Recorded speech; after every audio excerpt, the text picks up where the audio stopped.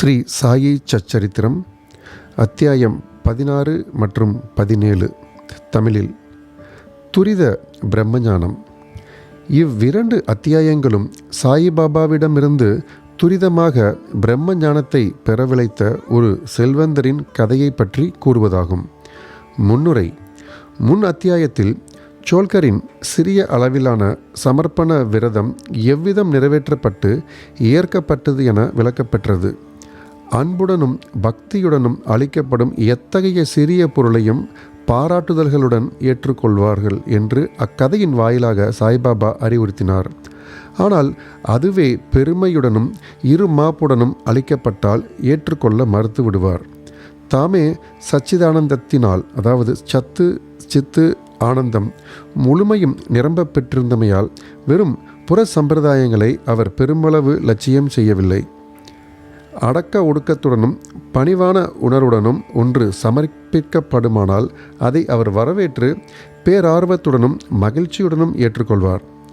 உண்மையில் சாய்பாபாவை போன்ற சத்குருவை காட்டிலும் மிகுதியான தாராளம், தய முதலியன பண்புகள் அமையப்பெற்ற பிறதொருவர் எவரும் இலர். அவரை சிந்தாமணி கல்லுக்கோ, அதாவது நினைத்தவை அனைத்தையும் தரும் ஓர் அரும் பெண்மணி, அல்லது கற்பக தரவிற்கோ, அதாவது விருப்பங்களை ஈடேற்றும் தெய்வீக மரம், அல்லது காமதேனுவிற்கோ, அதாவது விருப்பங்களை ஈடேற்றும் தெய்வீக பசு, இவர்களுடன் ஒப்பிட முடியாது. ஏனெனில் நாம் விரும்பினவற்றை மட்டுமே அவைகள் அளிக்கின்றன. ஆனால் சத்குருவோ கருத்திற்கியலாத, ஆராய்ந்த, அறிதற்கியலாத மெய்ப்பொருளாம் விலைமதிப்பற்ற பொக்கிஷத்தை நமக்கு நல்குகிறார். இப்போது சாயிபாபாவிடம் வந்து தனக்கு பிரம்மஞானம் அளிக்க வேண்டுமென்று மன்றாடி வேண்டிக் கொண்ட ஒரு பணக்காரரை சமாளித்து எப்படி அனுப்பி வைத்தார் என்று கதையை கேட்போம். தனது வாழ்க்கையில் மிகவும் சுபிட்சத்துடன் விளங்கிய பணக்காரர் ஒருவர் இருந்தார். துரதிருஷ்டவசமாக அவர் பெயர், இருப்பிடம் முதலியன குறிப்பிக்கப்படவில்லை. அவர் ஏராளமான செல்வம், வீடுகள், வயல்கள், நிலங்கள் முதலியவற்றை பெருந்திரளாக குவித்திருந்தார். பல வேலையாட்களும் சார்ந்து வாழ்வோரும் வாய்க்கப்பட்டவராக இருந்தார். பாபாவினது புகழ் அவர் செவிகளை எட்டிய போது அவர் தனது நண்பர் ஒருவரிடம் தனக்கு எவ்வித பொருளும் தேவை இருக்கவில்லை என்றும், எனவே அவர் சீரடிக்கு சென்று பாபாவிடம் பிரம்மஞானத்தை அருளும்படி வேண்டப் போவதாகவும், அங்கனம் அதை அவர் பெற்றால் அது நிச்சயம் தன்னை இன்னும் அதிக மகிழ்ச்சியுடையவராக்கும் என்றும் கூறினார். அவரது நண்பர் பின்வருமாறு உரைத்து அவர் கருத்தை மாற்ற முயன்றார். பிரம்மத்தை அறிவதென்பது அவ்வளவு எளிதல்ல. அதிலும் குறிப்பாக மனைவி, மக்கள், செல்வம் என்னும் கவனங்களிலேயே முழுவதுமாக கவரப்பட்டிருக்கும் பேராசைக்காரர்களுக்கு அது எளிதே அல்ல. ஒரு பைசாவும் தர்மத்திற்காக ஈய மனிதராகிய உம்முடைய பிரம்மஞான நாட்டத்தை யாரோ திருப்தி செய்ய இயலும்? இப்பேர்வழி தமது நண்பரின் அறிவுரையை பொருட்படுத்தாது போய் வர குதிரை வண்டியை பேசி அமர்த்தி ஷீரடிக்கு வந்தார். மசூதிக்கு சென்று சாய்பாபாவை பார்த்தார். அவர் பாதங்களில் வீழ்ந்து கூறினார், பாபா, இங்கு வருவோர் அனைவருக்கும் எவ்வித தாமதமுமின்றி தாங்கள் பிரம்மத்தை காண்பிக்கிறீர்கள் என்று கேள்விப்பட்டு தொலைவில் உள்ள எனது இடத்திலிருந்து இங்கு நான் வந்திருக்கிறேன். எனது பிரயாணத்தால் மிகவும் களைப்படைந்துள்ளேன். நான் தங்களிடமிருந்து பிரம்மத்தை பெறுவேனானால் எனது கடின முயற்சிகளெல்லாம் நன்றாக ஊதியம் அளிக்கப்பட்டு பரிசு நல்கப்பட்டவையாகும். பாபா அப்போது கூறியதாவது, ஓ எனதருமை நண்பனே, ஏங்கி கவலையுறாதே. நான் உடனேயே உனக்கு பிரம்மத்தை காண்பிக்கிறேன். எனது நடைமுறை தொடர்புகள் அனைத்தும் ரொக்கத்திலேதான், கடனில் அல்ல. எனவே பலர் என்னிடம் வந்து செல்வம், தேக ஆரோக்கியம், ஆற்றல், புகழ், பதவி, நோய் தீர்த்தல் போன்ற இவ்வுலக பொருட்களையே கேட்கின்றனர். இங்கு வந்து பிரம்மஞானத்தை கேட்பவர் அரிது. இவ்வுலக பொருட்களை கேட்பவர்களுக்கு பஞ்சமே இல்லை. ஆத்மார்த்த விஷயங்களில் ஆர்வமுடைய மனிதர்களை காண்பது மிகவும் அரிதாகையால் உம்மை போன்ற மனிதர்கள் வந்து என்னை பிரம்மஞானம் தர சொல்லி வற்புறுத்தும் போது அத்தருணத்தை யான் அதிர்ஷ்டமும் புனிதமும் வாய்ந்ததாக கருதுகிறேன். எனவே உடனே மகிழ்ச்சியுடன் உனக்கு பிரம்மத்தின் சுற்றுச்சூழலையும் அதை அடைவதில் உள்ள சிக்கல்களையும் தெரிவித்து தெளிவிப்பேன் என்றார். இதை புகன்ற பின்னர் பாபா அவருக்கு பிரம்மத்தை புலப்படுத்த ஆரம்பித்தார். அவரை அங்கே அமரும்படி செய்து பிறதோர் உரையாடலிலோ விவாதத்திலோ அவர் ஈடுபடும்படியாக செய்தார். இவ்வாறாக தற்காலிகமாக அவரை தம் வினாவினை மறக்கச் செய்தார். பிறகு ஒரு பையனை கூப்பிட்டு அவனை நந்து மார்வாடியிடம் சென்று 5 ரூபாய் கைமாற்று வாங்கி வரும்படி கூறினார். பையன் சென்று உடனே திரும்பி வந்து இல்லை என்றும் அவர் வீடு பூட்டியிருப்பதாகவும் கூறினான். பின்னர் பாபா அவனை மளிகை கடற்காரர் பாலாவிடம் சென்று அவரிடம் இருந்து குறிப்பிட்ட கைமாற்றை வாங்கி வரும்படி கூறினார். இம்முறையும் பையன் வெற்றி பெறாமல் திரும்பி வந்தான். இந்த பரிசோதனை 2-3 முறை அதே விளைவுடன் நடத்தப்பட்டது. நாம் அனைவரும் அறிந்தவாறு சாய்பாபா வாழ்ந்து கொண்டிருக்கின்ற, இயக்கிக் கொண்டிருக்கின்ற அவதாரமாகும். பின்னர் இந்த அற்புத தொகையான 5 ரூபாய் அவருக்கு ஏன் தேவைப்படுகிறது? அதனை கைமாறாக பெறுவதற்கு அவர் ஏன் அரிதின் முயல வேண்டும் என்று சிலர் வினவக்கூடும். உண்மையில் அவருக்கு இத்தொகை தேவை இருக்கவில்லை. நந்துவும் பாலாவும் அவரவர் இடங்களில் இல்லை என்பதை பாபா நிச்சயமாக முழுமையாகவும் தெரிந்து கொண்டே இருந்தார். இவ்வழிமுறையை பிரம்மத்தினை எய்த விளைக்கின்றவர்க்குரிய ஓர் சோதனையாக மேற்கொண்டார் போலும். அப்பெருந்தகை கரன்சி நோட்டுகளின் கற்றை ஒன்றினை தம் பையில் வைத்திருந்தார். அங்கனம் அவர் உண்மையிலேயே ஆர்வமுள்ளவராக இருந்திருப்பின் 5 ரூபாயை பெறுவதற்காக பாபா தீவிரமாக முயற்சித்து கொண்டிருக்கும் தருணம் அங்கேயே அமைதியாக அமர்ந்து கொண்டு நிகழ்வினவற்றை வெறும் மேலோட்ட பார்வையாளராக அமர்ந்திருக்க மாட்டார். பாபா தமது மொழிகளை காப்பாற்றுவார் என்றும் கடனை திருப்பி கொடுத்து விடுவார் என்றும் தேவையான பணமும் ஓர் அற்ப தொகையே என்றும் அவர் அறிந்தே இருந்தார். எனினும் அவருக்கு ஓர் உறுதியான தீர்மானத்திற்கு வரவோ தொகையை முன்வந்து அளிக்கவோ இயலவில்லை. அத்தகைய மனிதர் உலகிலேயே மிக மிக பெரிய பொருளான பிரம்மஞானத்தை பாபாவிடமிருந்து பெற விரும்பினார். பாபாவிடம் அன்பு பூண்ட வேறு எந்த மனிதனும் சும்மா பார்த்து கொண்டிருப்பதற்கு பதிலாக உடனடியாக பாபாவுக்கு 5 ரூபாயை அளித்து இருப்பான். இம்மனிதரின் இயல்போ வேறானதாக இருந்தது. அவர் எவ்வித பணமும் கொடுக்கவில்லை, அமைதியாகவும் அமர்ந்திருக்கவில்லை. திரும்பச் செல்வதற்கு பதட்டமாக இருந்தமையால் பொறுமை இழக்கத் தொடங்கினார். பாபாவிடம் மன்றாடி, ஓ பாபா, தயவு செய்து சீக்கிரம் எனக்கு பிரம்மத்தை காண்பியுங்கள் என்று கேட்டார். பாபாவும், ஓ எனதருமை நண்பனே, நீ பிரம்மத்தை கண்ணூரும் பொருட்டாகவே இவ்விடத்தில் அமர்ந்து கொண்டு நான் நுணுக்க விபரமாக ஆராய்ந்த வழிமுறைகளை எல்லாம் நீ புரிந்து கொள்ளவில்லையா? சுருக்கமாக அவை இவ்வாறதானதாகும். பிரம்மத்தினை கண்டு உணர்வதற்கு ஒருவன் 5 பொருட்களை கொடுக்க வேண்டும். அதாவது 5 பொருட்களை சமர்ப்பிக்க வேண்டும். அவை: 1 5 பிராணங்கள், அதாவது முக்கிய சக்திகள். 2 5 உணர்வுகள், அதாவது செயலில் 5, பார்வையில் 5. 3 மனது. 4 புத்தி. 5 அகங்காரம். பிரம்ம ஞானம் அல்லது ஆத்மானுபதி என்னும் வழியானது கத்தி முனையில் நடப்பதனை நிகர்த்த கடினமான ஒன்றாகும் என்று ஆரம்பித்து இப்பொருளினை பற்றி பாபா நீண்ட போதனை அளித்தார். அதனுடைய கருத்துரை கீழே கொடுக்கப்பட்டிருக்கின்றது. பிரம்ம ஞானம் அல்லது ஆத்மானுபூதியை பெறுவதற்கு வேண்டிய முன்னீட்டான வரையறைகள், அதாவது தகுதிகள். எல்லோரும் தத்தமது வாழ்நாட்களிலேயே பிரம்மத்தை பார்க்கவோ தெளிவாக உணரவோ மாட்டார்கள். அதற்கு சில தகுதிகள் முழுமையானதுமாக தேவைப்படுகின்றன. 1 முமுஷை அல்லது விடுதலை அடையச் செறிந்த விருப்பம். தான் கட்டுப்பட்டிருப்பதாக நினைத்து தலைகளினின்று விடுபட வேண்டும் என்ற அந்த லட்சியத்திற்கே ஊக்கத்துடனும் தீர்மானத்துடனும் உழைப்பவன், மற்றெதை பற்றியும் கவலையுறாதவன் ஆத்மீக வாழ்க்கைக்கு தகுதியுடையவன் ஆகிறான். 2 விரக்தி, இவ்வுலக மறு உலக பொருட்களின் மீதுள்ள வெறுப்புணர்ச்சி.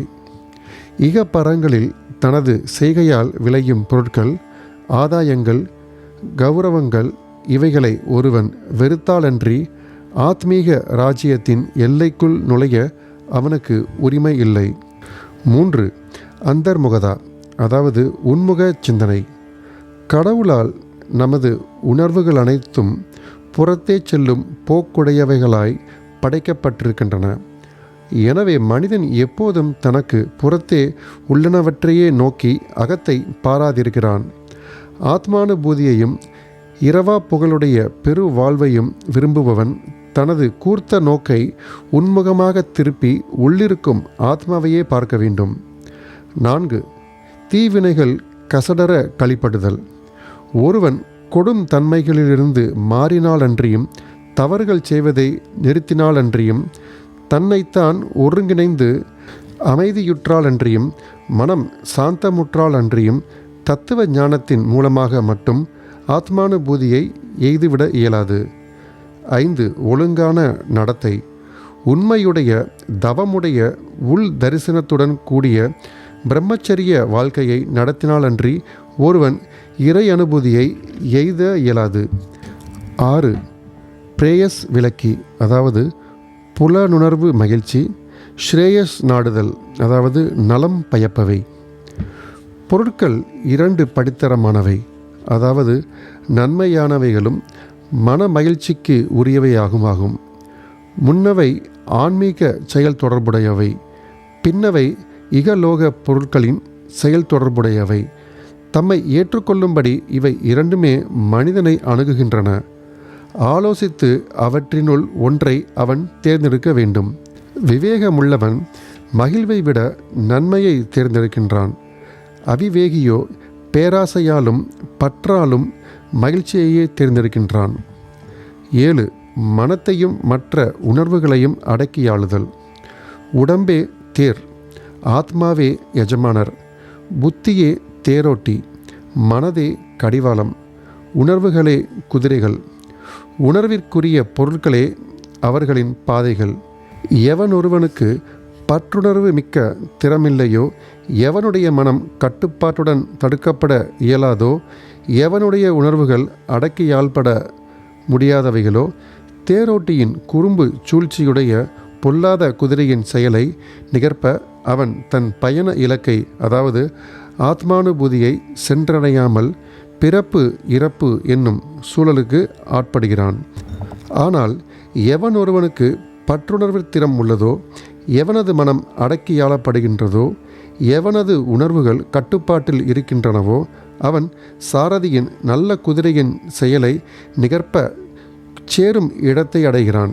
அதாவது ஆத்மானுபூதி என்ற நிலையை எய்துகிறான். அங்கே அவன் மீண்டும் பிறப்பதில்லை. தனது சாரதியை, அதாவது வழிகாட்டியை போன்ற பற்றுணர்வு திறனுள்ளவனும் தன் மனத்தை கடிவாளத்தினால் கட்டுப்படுத்தக்கூடியவனும் பிரயாணத்தின் இலக்கான எவற்றிலும் மேம்பட்ட எங்கும் நிறை விஷ்ணுவின், அதாவது கடவுளின் வாசத்தை எய்துகிறான். 8. மன தூய்மை. ஒருவன் தனது பணித்துறை கடமைகளை மன நிறைவுடனும் பற்றின்றியும் செய்தாலொழிய மனம் தூய்மையாக்கப்படாது. மனம் தூயதாக்கப்படாவிட்டால் அவன் ஆத்மானுபூதியை பெற இயலாது. தூய்மையான மனம் ஒன்றினாலேயே விவேகமும், அதாவது நித்திய அனித்திய வாஸ்துக்களை பகுத்துணரும் ஆற்றல், வைராக்கியமும் முளைத்து மேலொழும்பி ஆத்மானுபூதிக்கு இட்டுச் செல்கின்றன. 9. குருவின் இன்றியமையாமை. ஆத்ம ஞானமானது எவர் ஒருவருக்கும் தன்னுடைய சுய முயற்சியால் அடைவோம் என்று ஒரு காலம் நினைக்கக்கூட முடியாத அளவுக்கு சூட்சமமாகவும் அறிவு நிலை கடந்ததாகவும் இருக்கிறது. ஆகவே தாமே ஆத்மானுபூதி எய்த பெற்ற மற்றொருவர், அதாவது குருவின் உதவி முழுமையாக தீராது வேண்டப்படுகிறது. பெரும் உழைப்பாலும் பாடுகளாலும் பிறர் அளிக்க இயலாதவைகளை அத்தகைய குருவின் உதவியால் எளிதில் ஈட்டலாம். ஏனெனில் அவர் தாமே அப்பாதையில் நடந்திருப்பதால் தன் சீடர்களை ஆன்மீக முன்னேற்றத்தின் ஏணியில் படிப்படியாக எளிதில் அழைத்துச் செல்ல முடியும். 10. இறுதியாக கடவுளின் அனுக்கிரகம் மிக மிக முக்கியமான பொருளாகும். கடவுள் எவர் மீதாவது மகிழ்ச்சியுற்றவராயின் அவருக்கு விவேகம் வைராக்கியத்தை அளித்து இகழ்வாய் வென்னும் பெருங்கடலை தாண்டி பத்திரமாக அவரை அழைத்துச் செல்கிறார். ஆத்மாவானது வேதங்களை கற்பதினாலோ புத்தியாலோ மிகுதியான புலமையினாலோ பெறப்படுவதன்று. ஆத்மா எவனை தேர்ந்தெடுக்கின்றதோ அவனாலேயே அது பெறப்படுகிறது. அவனுக்கே அது தனது பண்பை வெளிப்படுத்துகின்றது என்று கடோபனிஷதம் பகிர்கின்றது. இவ்வாறாக விளக்க உரை முடிந்ததும் பாபா அப்பெருந்தகையிடம் திரும்பி, நல்லதையா, உனது பையில் 5 ரூபாயை போன்று 50 மடங்குள்ள உருவில், அதாவது ரூபாய் 250 பிரம்மம், அதாவது பண தெய்வம் இருக்கிறது. அவற்றை தயவு செய்து வெளியே எடு என்றார். அப்பெருந்தகையும் நோட்டுக்களின் கற்றை தமது பையினின்று வெளியே எடுத்தார். அவற்றை அவர் எண்ணியபோது அவரது பெரு வியப்பிற்குரிய வகையில் ஒவ்வொன்றும் 10 ரூபாயாக 25 நோட்டுகள் இருப்பதை கண்டார். பாபாவின் எங்கு நிறை பேரறிவை கண்ணுற்று அவர் மனதுருகி பாபாவின் ஆசீர்வாதங்களுக்காக ஏங்கி அவர் பாதத்தடியில் வீழ்ந்தார். அப்போது பாபா அவனிடம், உனது கட்டு பிரம்மத்தை சுருட்டி கொள்க, அதாவது கரன்சி நோட்டுகளை. உன் பேராசை முழுமையாக விட்டொழித்தாலன்றி மெய்யான பிரம்மத்தை நீ அடைய முடியாது. செல்வம், மக்கள், சுபிட்சம் என்னும் கவனங்களால் முழுமையாக கவரப்பட்டிருக்கும் மனதை உடைய மனிதன் அவைகளுக்கான அவனது பற்றுகளையெல்லாம் விட்டொழித்தாலன்றி எங்கனம் பிரம்மத்தை அறிவதை எதிர்பார்க்க முடியும்? பற்றென்றும் மாயத்தோற்றம் அல்லது பணத்தாசை என்னும் இரு மாப்பு, பொறாமை என்னும் முதலைகள் நிறைந்த துன்ப பெரும் நீர்ச்சுழியாகும். ஆசைகளை நீத்தவனுக்கே சுழியை கடத்தல் இயலுவதாம். பேராசையும் பிரம்மமும் எதிரெதிர் துருவங்கள். அவைகள் நிரந்தரமாக ஒன்றுக்கொன்று முரண்பட்டவை. எங்கே பேராசை நிலவுகிறதோ அங்கே பிரம்மத்தை பற்றிய எண்ணத்திற்கோ தியானத்திற்கோ இடமில்லை. பின்னர் எங்கனம் ஒரு பேராசைக்காரன் சாந்தத்தையும் பிரகதியையும் பெற்றிட முடியும்? பேராசைக்காரனுக்கு அமைதி இல்லை, திருப்தி இல்லை, நிலையுறுத்தி பாடும் இல்லை.